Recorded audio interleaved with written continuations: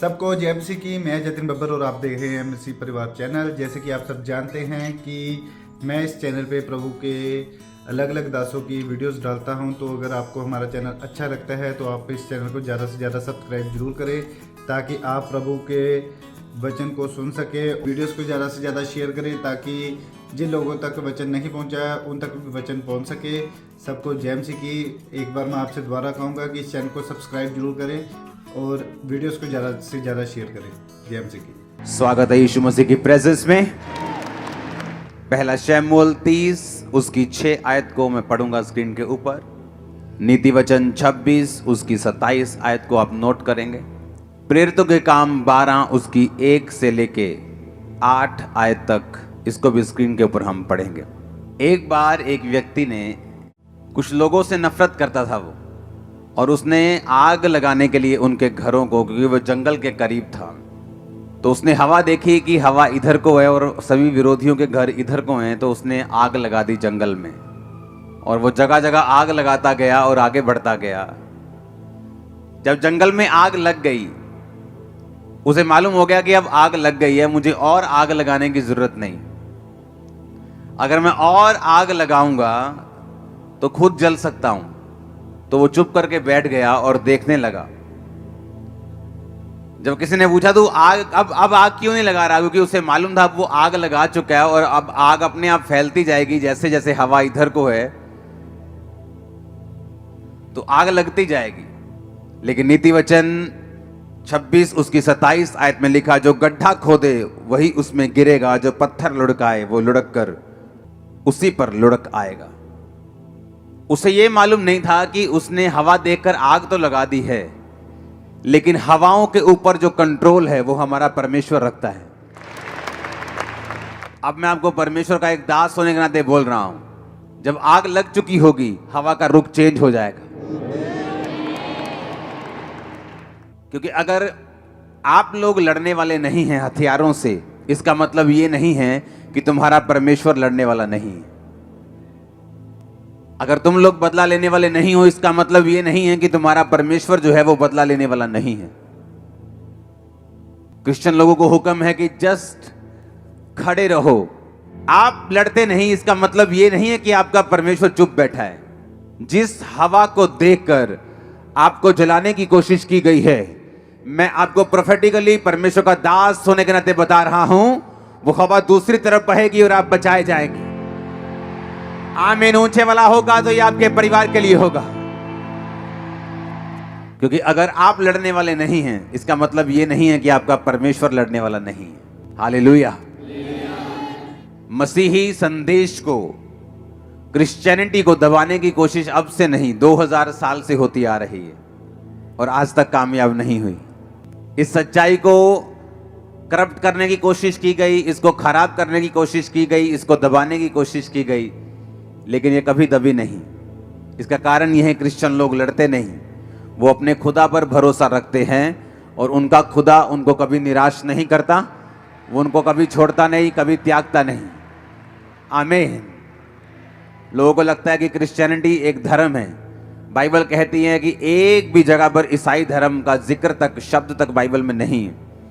Christianity एक धर्म नहीं, ये एक सच्चाई है, एक धार्मिकता है, ये परमेश्वर के साथ संबंध है।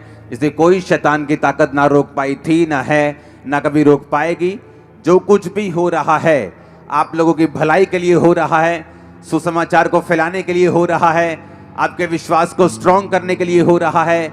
अगर आप बादलों को देख रहे हैं जो आपके सामने मौजूद है, एक आंधी के, एक तूफान के, एक बारिश के रूप में, यीशु मसीह के नाम में वो टाइम आने वाला है जब पूरी तरह से मौसम साफ होने वाला है और आप आगे बढ़ने वाले हैं। आमीन ऊंचा, तो ये बरकत आपकी है। हर एक चीज का बाइबल कहती है एक समय है। बोने का समय, बोने हुए को उखाड़ने का समय, रोने का समय और खुश होने का समय, नाचने का समय, विलाप का समय। बाइबल कहती है हर एक चीज का एक समय है। और बाइबल कहती है कलीसिया इसीलिए परमेश्वर ने बनाई है, ताकि आप इस तब ब्लेस होते हैं जब आप परमेश्वर के दिमाग को, उसके प्लान को, उसकी योजना को जो उसके माइंड में है, आप उसे समझ जाते हैं और उस योजना को धरती पर पूरा करने के लिए आप काम करना शुरू करते हैं। जिस तरह से एक व्यक्ति जो नशे में हो सकता है और परमेश्वर का आत्मा अगर आप उसके साथ संबंध में हैं, हो सकता है वो आपको उस व्यक्ति के लिए प्रार्थना करने के लिए बोले, उसके साथ वचन शेयर करने के लिए बोले, और वो व्यक्ति जब आपकी प्रार्थना और वचन के शेयर करने के कारण बचाया जाएगा, तो इसका मतलब आपने परमेश्वर की मर्जी को पूरा किया। जब चेलों ने कहा कि जिस तरह यूहन्ना ने अपने चेलों को प्रार्थना करना सिखाया, प्रभु यीशु हमें भी प्रार्थना करना सिखा, तो परमेश्वर ने कहा था तुम इस तरह से प्रार्थना करना कि हे पिता, तू जो आसमान में है तेरा नाम पाक माना जाए, जिस तरह तेरी मर्जी आसमान में पूरी होती है धरती पर उतरा राज आए। कौन सी मर्जी की परमेश्वर बात कर रहा है? वो मर्जी जो परमेश्वर के दिमाग में है, और किस तरह से वो धरती पर पूरी होगी। बाइबल कहती है, परमेश्वर के आत्मिक नियमों की किताब में से ये नियम है कि परमेश्वर धरती के ऊपर कोई भी काम जो है वो अपने आप नहीं करता। बाइबल कहती है वो कर सकता है, लेकिन आप लोगों को सहभागिता में बनाने का उसका कारण ये था कि आप लोग परमेश्वर के द्वारा ठहराए हुए कामों को करेंगे, और इसी के जरिए ये एक लैडर बन जाएगी, एक कांटेक्ट बन जाएगा कि पीछे लाइट है, आगे बल्ब भी लगा हुआ है, लेकिन जब कनेक्शन ही नहीं है लाइट से बल्ब की ओर, वो इलेक्ट्रिसिटी फ्लो नहीं कर रही, तो लाखों रुपए का बल्ब और पीछे हजारों वोल्ट की रोशनी किसी काम की नहीं। उसी तरह परमेश्वर जो हजारों लाखों करोड़ों और बेहिसाब वोल्ट की जो पावर है, और आप एक बल्ब के समान, रोशनी के समान बाइबल कहती है बुलाए गए हैं, लेकिन जब कनेक्शन आप में और परमेश्वर में नहीं है, आप रोशनी नहीं दे सकते, लोगों को रास्ता नहीं दिखा सकते, परमेश्वर के द्वारा बनाए गए मकसद को भी आप पूरा नहीं कर सकते। बाइबल कहती है जब परमेश्वर आपको बुलाता है तो उसका एक मकसद है आपकी लाइफ के लिए। अब आपको उस मकसद को समझना है जो परमेश्वर के दिल में है आप लोगों के लिए, और जैसे ही आप उस मकसद को समझ के काम करना शुरू कर देंगे, वो इलेक्ट्रिसिटी का फ्लो होगा, आप चमकने लगेंगे, आपकी पर्सनल लाइफ भी ब्लेस होने लगेगी। इसी तरह से मैं ब्लेस हुआ हूं, जिस तरह से अब आप ब्लेस होने वाले हैं। आमीन ऊंचा तो ये आपके परिवारों तक जा रहा है इसका असर। तो अब मुझे ये बात समझ में आ गई कि मैं इसलिए ब्लेस होता हूं कि सिर्फ इसलिए नहीं कि मुझे एक जीवित कलीसिया में जाकर आमीन आमीन बोलना है, मुझे मास प्रेयर रिसीव करनी है और मैं ब्लेस हो जाऊंगा। इसके लिए परमेश्वर ने आपको नहीं बुलाया। वो मास प्रेयर आपके छुटकारे के लिए है, वो आपको आगे बढ़ाने के लिए है, वो आपको परमेश्वर का असली मकसद दिखाने के लिए है। जब बाइबल कहती है, जब हम शमूएल की पुस्तक पहला शमूएल उसका 30 उसकी 6 आयत को पढ़ते हैं तो लिखा, और दाऊद बड़े संकट में पड़ा क्योंकि लोग अपने बेटे बेटियों के कारण बहुत शोकित होकर उस पर पथराव करने की चर्चा कर रहे थे, परंतु दाऊद ने अपने परमेश्वर यहोवा को याद करके हियाव बांधा। अब यहां पे लिखा कि दाऊद बड़े संकट में पड़ा। रीजन क्या था? कारण यह था कि दाऊद के सारे लोग बंदी बना लिए गए थे, और दाऊद के सारे लोगों को उसके दुश्मनों ने बंदी बनाकर वो ले गए, और दाऊद के अपने लोगों से पत्थरवा करने की चर्चा करने लगे। अब दाऊद यहां पर बाइबल कहती है कि परमेश्वर यहोवा को याद करके उसने हौसला बांधा, उसने हियाव बांधा। परमेश्वर यहोवा को कैसे याद किया? नाम लिया उसका। बाइबल कहती खुदा अपने वचन में रहता है। उसने वचनों को याद किया कि चाहे मैं घोर अंधकार के तराई के बीच में से होकर चलूं, मृत्यु की वादियों में से होकर चलूं, पानी में से होकर चलूं, तो मुझे वो डुबो ना पाएगा, मौत की वादी मुझे मार ना पाएगी, आग मुझे जला ना पाएगी। बाइबल कहती उसने परमेश्वर के वचनों को याद करके हियाव बांधा। जब आपके आसपास का माहौल डर वाला है, या आपके आसपास का माहौल कंफ्यूजन भरा है, बेचैनी से भरा हुआ है, और अगर आप बाइबल नहीं पढ़ते, आप कभी भी छुटकारा नहीं पाएंगे। जिस चर्च में आप जाते हैं, अगर उस चर्च का जो सरमन, उसका वचन आपको बाइबल पढ़ने और खुद प्रार्थना करने को प्रेरित नहीं करता, तो आप गलत सरमन सुन रहे हैं। दाऊद ने, बाइबल कहती, यहोवा के वचन को याद किया, क्योंकि जब माहौल आपके आसपास इतना खराब था, तो बाइबल कहती है कि दाऊद ने यहोवा के वचन को याद किया, स्मरण किया और हियाव बांधा, और उसके वचन को याद करके दाऊद ने अपने मन में मनन करके परमेश्वर में हियाव बांधकर आगे बढ़ा, और वो बचाया गया। जब विरोध होता है, आपकी लाइफ में कुछ परीक्षाएं आती हैं, या बीमारी की एंट्री होती है, या कुछ परीक्षा की एंट्री होती जो परमेश्वर की ओर से है, सबसे अधिक जो आपको उस समय चाहिए वो परमेश्वर का वचन है। और जैसे ही आप परमेश्वर के वर्ड को पढ़ते हैं, आप नोटिस करते हैं, चाहे आपके बाहर का माहौल कैसा भी हो, वो चाहे अभी चेंज हुआ या नहीं हुआ, आपके अंदर का माहौल जो है एक क्रिश्चियन व्यक्ति के लिए ज्यादा मायने करता है। जब अंदर का माहौल हिलता है तो आप डूबते हैं। बाइबल कहती है पतरस जब परमेश्वर को पूछ कर चलने लगा कि प्रभु अगर तू ही है तो पानी पे चल के आऊं, तो परमेश्वर ने कहा आ जा। जब पानी पे चलने लगा, बाहर का माहौल तो वही था, आंधी और तूफान आ रहे थे, अंदर का माहौल बदल गया और वो डरने लगा, क्योंकि शैतान ने कहा ओए तुझे मालूम नहीं, इंसान को पानी पे चलने के लिए तो बनाया नहीं गया, मछलियों को बनाया गया। परमेश्वर ने तो मछलियों को बनाया पानी पे चलने के लिए और बहने के लिए और तैरने के लिए, तुझे तो नहीं बनाया, तो डूब जाएगा अभी।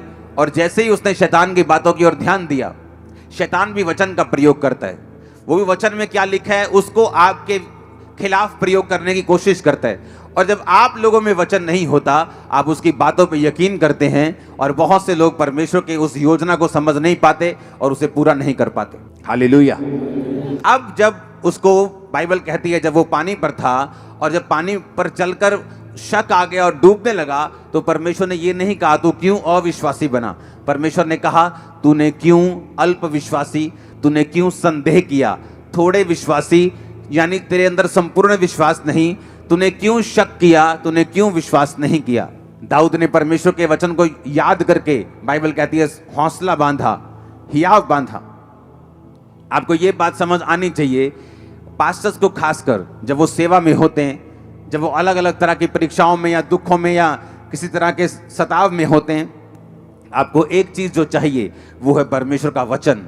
आप जैसे ही परमेश्वर के वचन में जाते हैं, एक रेस्ट, एक विश्राम जो है आपकी स्पिरिट में एंटर करता है। और जब तक ये विश्राम आपकी लाइफ में, आपकी स्पिरिट में एंटर नहीं करता, बाइबल कहती है आप बड़े बड़े काम नहीं कर सकते। बाइबल कहती है उस समय के लोग जब पापी थे और अलग अलग तरह के पापों में फंसे हुए थे, तो परमेश्वर ने नूह को चुना, और बाइबल कहती है परमेश्वर ने नूह के साथ आकर बात की कि एक बड़ी कश्ती बना और सब तरह के जानवर उसमें रख, अशुद्ध जोड़े इतने, शुद्ध जोड़े इतने, और उसके बाद मैं इतने दिन बारिश बरसाऊंगा और सब लोग धरती पर मर जाएंगे। और बाइबल कहती है नूह का जो इब्रानी मतलब है, उसका मतलब है रेस्ट, उसका मतलब है विश्राम। जब आप विश्राम में नहीं होते, आप घबराए होते हैं, क्योंकि आप बाहर की दुनिया की न्यूज़ पढ़ रहे हैं, ज़्यादा आप न्यूज़ में हैं, आप देख रहे हैं बाहर क्या हो रहा है, माहौल ख़राब हो रहा है। लेकिन बाइबल कहती है जब आप बाहर की दुनिया को देखते हैं, आपकी रेस्ट जो है अंदर की, वो लूज हो जाती, वो ख़त्म हो जाती। और जिस दिन आपका विश्राम जो है वो ख़त्म होता है, परमेश्वर आपको इस्तेमाल तो कर सकता है, लेकिन बड़े कामों के लिए आपको इस्तेमाल नहीं कर सकता, क्योंकि परमेश्वर को बड़े कामों में आपको इस्तेमाल करने के लिए एक विश्राम में, रेस्ट में, जो आदमी, जो औरत, जो खुदा का दास, दासी, विश्वासी, विश्वासनी रेस्ट में हो, आराम में हो। कौन सा आराम? आराम करने का मतलब ये नहीं कि वो सुसमाचार प्रचार ना करे, या काम ना करे, या सेवा ना करे, या प्रेयर ना करे। आराम का मतलब उसके अंदर एक विश्राम का आत्मा है। वो घबराया हुआ नहीं, वो डरा हुआ नहीं, उसे मालूम उसका परमेश्वर उसके साथ है, उसे मालूम इस आंधी तूफानों के आगे एक सनी डे उसका इंतजार कर रहा है, उसको मालूम है एक बड़ी टेस्टिमनी उसका इंतजार कर रही है, उसको मालूम है ग्लोरियस डेज उसका इंतजार कर रहे हैं। ओ आमीन, ऊंचा चाहिए मैंने कहा। उसे मालूम है दीर्घायु उसका इंतजार कर रही है, उसको मालूम है उसके बच्चों की साल्वेशन उसका इंतजार कर रही, उसको वो मालूम है, क्योंकि बाइबल कहती है वो विश्राम में जो रहता है, जो रेस्ट में है। बाइबल कहती है नूह के साथ परमेश्वर ने बात की। आप बोलते हैं परमेश्वर मुझसे बात करे, इतने अनरेस्टेड बंदे से परमेश्वर बात नहीं कर सकता अगर वो अनरेस्टेड है, विश्राम में नहीं है। क्यों? क्योंकि उसकी हीलिंग नहीं हो रही। हर टाइम वो हीलिंग के लिए प्रेयर कर रहे हैं, हर टाइम हीलिंग के बारे में सोच रहे हैं, हर टाइम मास प्रेयर में भी हीलिंग के बारे में सोच रहे हैं, हर टाइम पर्सनल प्रेयर में भी हीलिंग के बारे में सोच रहे हैं। उसके बच्चा नहीं है, हर टाइम वो बच्चे के बारे में सोच रहे हैं। परमेश्वर को मानूं नहीं, मैं मानूंगा नहीं, कोई बात नहीं। हर टाइम अगर इसी बारे में वो सोच रहा है, इसका मतलब उसके अंदर रेस्ट की कमी है, विश्राम की कमी है। और बाइबल बताती है अगर परमेश्वर ने आपकी जिंदगी से बड़े काम करने हैं, खासकर पास्टर्स की लाइफ से, आपकी लाइफ से, विश्वासियों की जिंदगियों से, तो आपके अंदर विश्राम होना बहुत ही जरूरी है।